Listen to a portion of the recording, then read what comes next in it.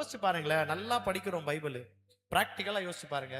நல்லா பைபிள் படிக்கிறோம், நல்லா ஜெபம் பண்றோம், நல்லா முழங்கால் போடுறேன், நல்லா எல்லா காரியத்திலும் ஈடுபடுறேன், சபைக்கு இடைவிடாமல் போகிறேன். ஆனா திடீர்னு நிம்மதி இருக்காது இல்ல, பார்த்துருக்கிறீங்களா? திடீர்னு சமாதானம் இல்லை, திடீர்னு சந்தோஷம் இல்லை. நான் இப்பவும் சொல்றேன், வேற யாரும் கிடையாது, நான் தான் காரணம். எனக்கு யோசிச்சு பாருங்க, எனக்கு நிம்மதி இல்லை. அதுக்கு நம்ம சில சமயம் என்ன பண்ணோம், அவங்களாலதான் எனக்கு நிம்மதி இல்லை நம்ம நினைப்போம். கிடையவே கிடையாது. அவங்களாலதான் எனக்கு சந்தோஷம் இல்லை நம்ம பிளேம் பண்ணுவோம். அப்படி கிடையவே கிடையாது. ஃபீலிங் எனக்கு தான் வந்துட்டு இருக்கு, மத்தவங்களுக்கு இல்ல. சமாதானம் இல்லாத ஃபீலிங் யாருக்குள்ள வந்துட்டு இருக்குங்க?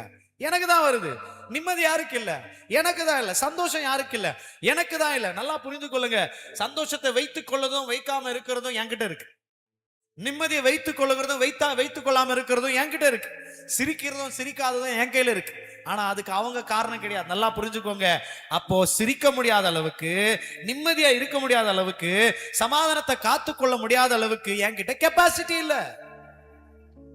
என்கிட்ட ஒரு திராணியம் கிடையாது. ஏன் என்கிட்ட திராணியம் இல்லை அப்படின்னா, நல்லா புரிஞ்சுக்கோங்க, நான் அவரை லவ் பண்றத விட்டுட்டு இருக்கிறேன்.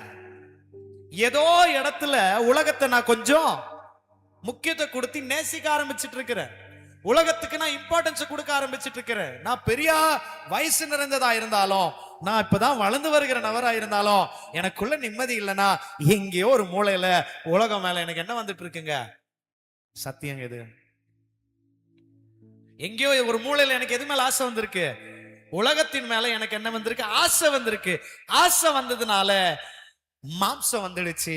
மாம்சம் வந்ததுனால சமாதானம் இல்ல, சந்தோஷம் இல்ல. லூயா, பைபிள் தெளிவா போட்டிருக்குங்க. ஆவின் சிந்தை என்னங்களா? ஆவின் சிந்தை மாம்சங்களா? ஆவின் சிந்தை ஜீவனும் சமாதானம், அவ்வளவு தெளிவா போட்டிருக்கு. அதுக்கு ஆப்போசிட் என்ன போட்டிருக்கு? மாம்சத்தின் சிந்தை என்னங்களா? மரணம் சொல்லிட்டா அங்க நிம்மதி இல்ல, சமாதானம் இல்ல, சந்தோஷம் கிடையாது. அல்லேலூயா. நான் ஆவியில நடந்துட்டு இருக்கிறேன்னா, நான் மாம்சத்துல நடந்துட்டு இருக்கிறேன்னு நம்ம தான் செக்